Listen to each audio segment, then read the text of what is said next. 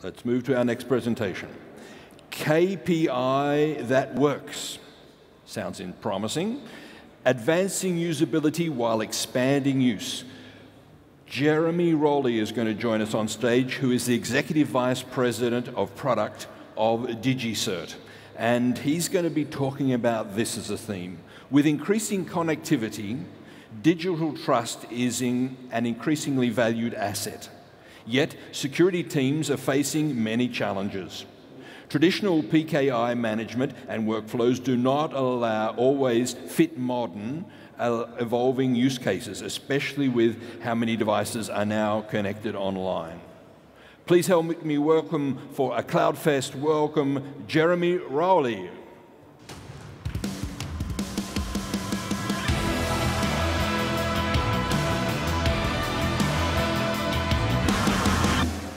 Well, thank you, everybody. I'm so happy to be here at CloudFest and to talk to you about PKI and some of the awesome things we're doing at Digicert to extend it and make it more usable, as well as what's going on in the industry with respect to some of the advancements that go on. So first off, we have our sad IT guy here. He's really sad. This is the IT guy for the past decade, because he's got to do individual server configurations on his servers. He's got all kinds of servers that are popping up by admins everywhere, that he doesn't know about. Some VMs are coming online. Even physical machines may be added to the network he doesn't know about. You have random devices that are connecting to the network with the bring your own device era. Companies are seeing more and more devices that happen to pop up. And then, he's negotiated this great contract for digital certificates or PKI services with the provider, but his rogue employees are going around that policy and buying their own or getting their own from an unknown resource that they haven't vetted properly. And then they have disparate policies on what they're doing and deploying. So all of this means his life is hard because he's working a lot and he's sad. So the PKI landscape is changing. We've seen a huge increase in HTTPS deployments, over 75% increase over the last 2 years, with 3/4 of the pages being loaded as HTTPS. So overall, this means a lot more digital certificates out there and PKI deployment. In addition, there's going to be even more coming up because 2 of the browsers are requiring PKI be available on all websites. So for example, Firefox requires HTTPS for all new features. And Google earlier this year announced that they're going to be marking HTTP pages as not secure, which means a lot more digital certificate orders, a lot more digital certificate deployment that's coming up in the next year. And as most of you know, that Chrome now has about 59% of the market share, which means that they largely set the policies for digital certificates going forward. They set the policies on what IT admins have to do in order to have a secure environment and in order to drive traffic to their site. With the Google search rankings emphasizing HTTPS, there's a huge need for this, for deployment of digital certificates. In addition to the normal TLS deployments, the normal server operations, you also have the rise of the machines. And this is the IoT world that we talk about a lot. Basically, everything is being connected. Your fridge is using Facebook. Your devices are connecting to your fridge to talk about Facebook. And your various home devices and work devices and all these other devices are connecting and talking. And in fact, by 2020, they estimate that about 25 billion devices are going to connect to the internet. And all these endpoints need to be secured. And the communication process varies by device. Some of them may use Bluetooth, some may use Wi-Fi, some of them may use that. But they're all connecting, and they all need to be secured in a variety of ways. And these devices, we've seen them be the target, where the device is being compromised and the data is being stolen. Like, for example, Mattel manufactured this toy Barbie that could talk to the web, and that was targeted as an attack so they could get information, as well as video cameras for babies, where there was a site set up that you could stream anybody's baby videos to yourself. But it could also be the tool. We've seen that where a lot of these devices are being compromised, taken over, and then used in botnet attacks like Mariah with the cameras, where they took over all of the cameras and then they used it as a large-scale DDoS attack. And it's really scary when you can think about the fact that the world's critical infrastructure is all connected as well. If you take over a bunch of high-powered HVAC systems and you toggle those on and off, you can cause brownouts or take down that critical infrastructure. And so there's a lot of threats coming up that need to be secured against with these devices. Updates happen over the air, often in clear text, which is not ideal, obviously, because you can man in the middle of those. You can substitute your own updates in there. You need to have secure patch management so that you have signed devices and things like that that are happening. A secure boot system, otherwise you're not sure whether something's being injected during the boot up process. And then making sure these devices are authenticated on your network so you know what's there, what's doing. One of the hospitals that was taken over recently, they got in through the guest network through an unknown device, and then were able to look at MRI machines and X-ray machines and all these other devices out there. It's resulting in a lot of stolen data and a lot of stolen information and a lot of increased attacks. So the meaning of life for our poor IT manager is that they have to work all the time to protect against these devices. They're always having to watch their network. Unfortunately, they have less resources as companies try to increase their profits. They see more attacks coming from the outside as well as internal threats from employees not necessarily following or understanding their policies. They have less control over their networks because they don't know what's going on as well, and which leads to more sadness from our IT guy. But luckily, we have a solution for this, and we believe it's that making PKI extensible and scalable is the way that we can make his life happier. So what we want to do is turn his sadness into things that are better. So first, we want to secure all the things. Then we want to do something, and then we want to profit. And this is what the web hosts want to do too, right? This is what all of you guys want to do. You want to secure all the things and then profit. So what we're going to talk about, what I'm talking about right now, is what number 2 point is. And if we really do it, it turns our sad IT guy into a happy panda because it makes PKI great again. Basically, what we're doing in number 2 is we're simplifying the creation of digital certificates, simplifying the creation of PKI systems, simplifying the provisioning of those certificates to the various devices, simplifying the management of those digital certificates so they can replace things and that no server goes dark because they forget to do that, replace their digital certificate. And then we want to simplify control over these systems and devices using PKI. So now I want to talk about each of these items in detail a little bit and what we're doing and what we see the industry doing. This is more from an industry's perspective and where we're going. So simplifying creation. First thing that we want to do is get rid of a lot of the muck that goes on in digital certificate creation. It's a lot of, in the historic times, it was a very more complex process where you had to get all of your information perfect, submit it over to the CA, then the CA signs the cert, then provides it back. And sometimes you'll have things in the cert that you don't really want that increase the size. You'll have steps in the process that you don't really want. And so really the industry is working to streamline that process and make sure that we're getting rid of the unnecessary steps, the unnecessary information, and that it's a one-click or an automated enrollment process that really all you need is a public key, you need a server, and you need a cert. If we can get it down to that level of simplicity, then everybody benefits, especially the IT managers. Second, with all these devices, scale is a real issue, right? So what we've done is made a system that can scale to billions. It hits something like 60,000 certs an hour, something like that, from each of the connections. So you can really secure all of your endpoints, right? There's no reason not to secure these if you can scale. And we can, it's very important that all of us, especially in the web hosting side, learn to scale. The fourth thing is we want to make sure we can discover all these endpoints, because if you can't discover the endpoints, then you can't create certs, you can't create the PKI solutions that they need, and you won't ever have that deployed. And then finally, with the IoT devices coming online, as well as the mass server farms we've seen now being secured, you need to be able to do bulk operations on these devices to secure them and provide that PKI service to them, the digital certificate service to them. Okay, so after we make it really simple to get these certs, then the next hard part is how do you provision these to all of these different devices and these server endpoints? So We want to simplify provisioning first. CSR, SMESR. Shouldn't really matter what that CSR says as long as we can get the key and that you can prove that it's controlled by you. We can auto-replace the certificate, auto-install the certificate, and auto-manage the certificate to take out as much of the human element as possible, right? The idea is to automate the process of getting your certificate and providing the certificate to the endpoint. It also, the added benefit is it removes the human error from the deployment process and simplifies your support of the certificate. You don't have, I mean, Digicert, we strongly believe in the customer service aspect and that there should be a live agent that's there to help you in case things go wrong or when things go wrong, because inevitably things do. But really, as much as possible, it needs to be automated and be that automated thing. And so we've seen quite three really large-scale ways that this is being done.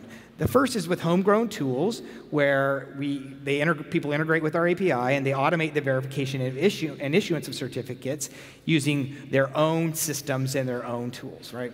The second way is through Acme standards or other standards to automatically get the certificate from the CA and deploy it as necessary. So Acme is an IETF standard for a homegrown tool, essentially, that puts out the certificate. And then the last way is the integration with third-party tools. For example, we integrate with Salt and some other orchestration layers, where you can automatically get a certificate when you spin up a VM. And that's another good way to do it. Like every VM that spins up really should come with the certificate. And then there are third-party tools. There's a lot of tools out there to make this easy that people provide, such as SCEP and EST. These are standards for auto-deploying and auto-provisioning certificates. And we also have our API endpoints that people build against as well if they want to automatically deploy.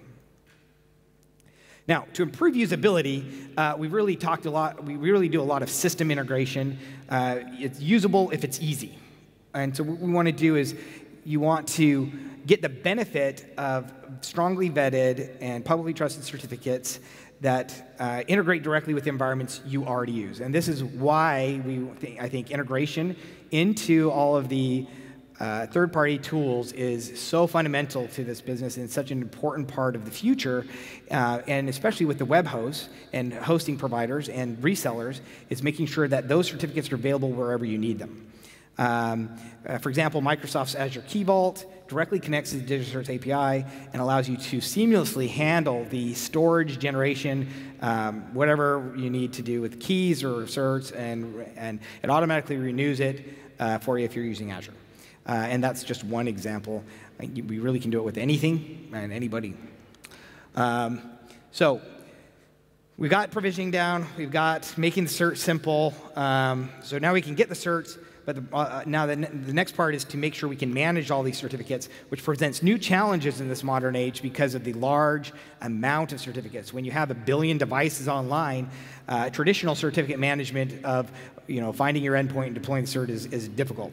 So what we want to do going forward is manage by exception, so that you can see where you're having problems on your network or what certificates are having problems, rather than having to look at each certificate individually. You want to identify the ones specifically that are perhaps insecure, that have a weak key or a weak algorithm or are affected by some vulnerability, and be able to replace those easily. We want to be able to manage by profile. This is the way you want to do things in the future. You want to be able to select a certain set of certs, replace all those at once, and be able to say, this is the profile I need to identify on my network and fix those endpoints only.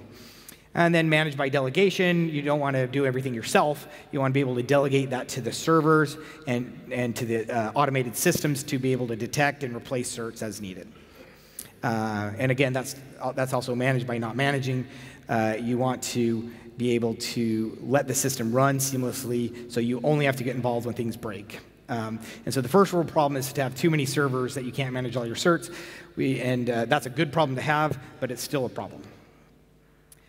So some of the things that are coming out to help with the management services, so that you can, because one of the hard parts is knowing what's been deployed for your network, or whether there's been something deployed to man in the middle of you, is that we're providing additional transparency into the entire ecosystem. Digicert is committed to the idea of transparency, and hence we've backed the CT projects. But basically, CT is a protocol, if you haven't heard of it, that Google has started to enforce public logging of all certificates that are issued for use with Chrome. That becomes mandatory for all of these certificates in April.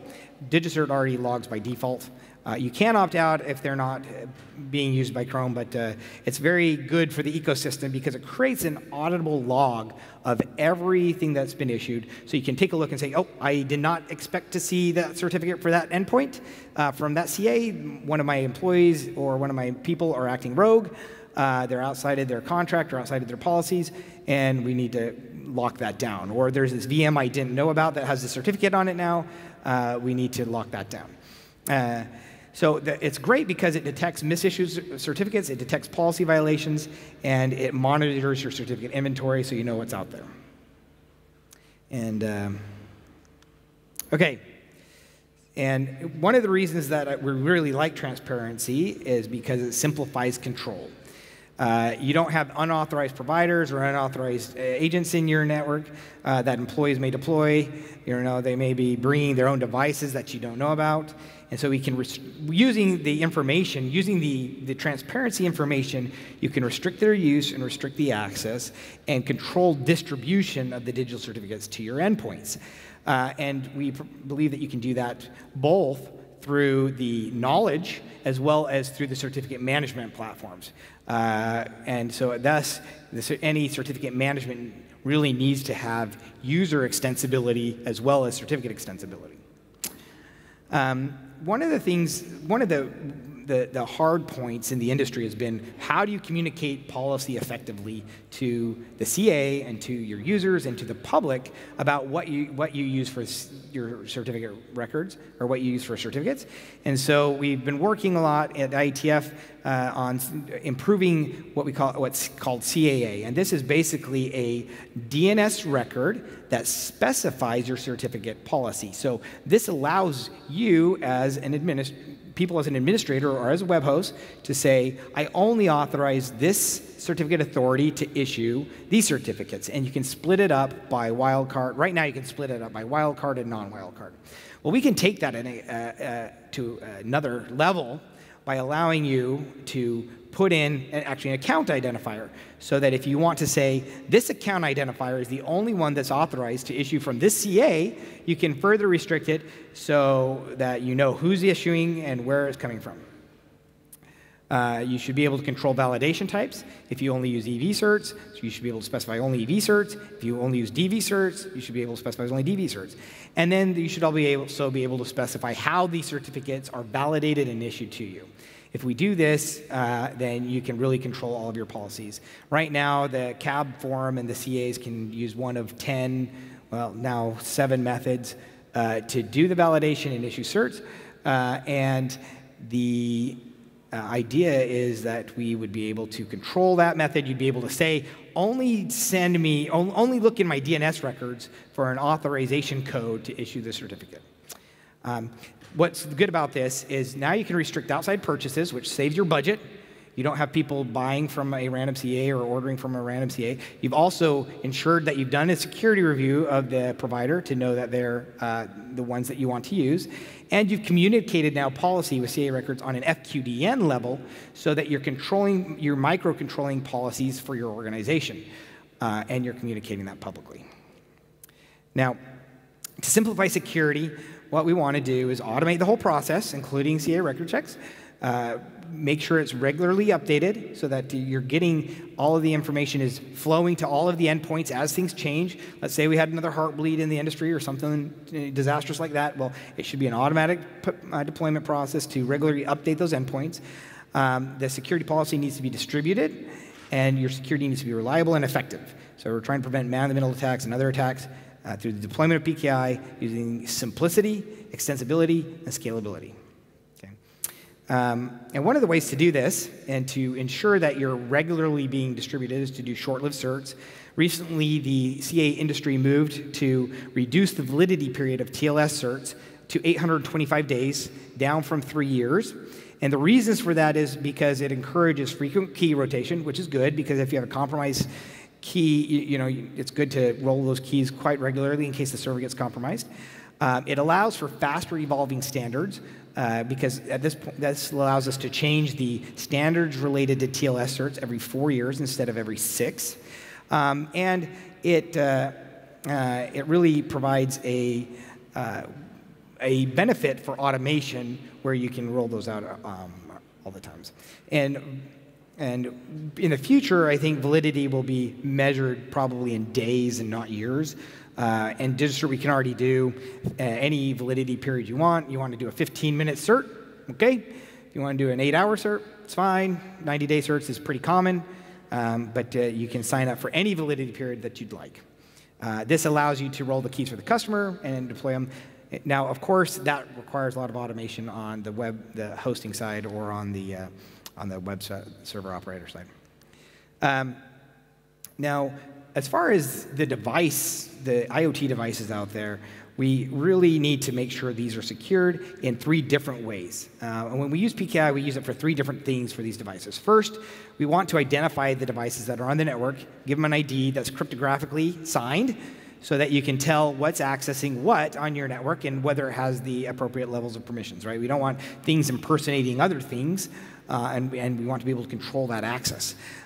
Second, you want to be able to authenticate that the device is what the device is accessing. And third, encrypting all the communication to and from the device. So each of these devices actually looks like mini servers, right? There really are just mini servers that you're deploying a certificate to secure the communication to and from. So they're both a client and a server. And so we want to secure all these things with these 3 important points. Because doing so, we know what's on our network, we know what's being distributed to those devices, and we know that that communication between devices is secured. So just in conclusion, I do have a bit of time left, but we want to simplify PKI so it's always there and it's always on. We want to make sure it's scalable so that it meets the global needs of this changing ecosystem so that you're deploying certificates to all device endpoints. And the third one is we want to extend it. And when I say extend it, we want to make sure that it fits your use case. So you can put attributes in the cert that identify devices. You put attributes in the cert that control its use, and attributes that control its configuration, and make it extensible to the future. And that includes rotating certs frequently and providing these automated tools. So I put a lot of memes in my presentations. I do a lot of memes on Twitter about PKI.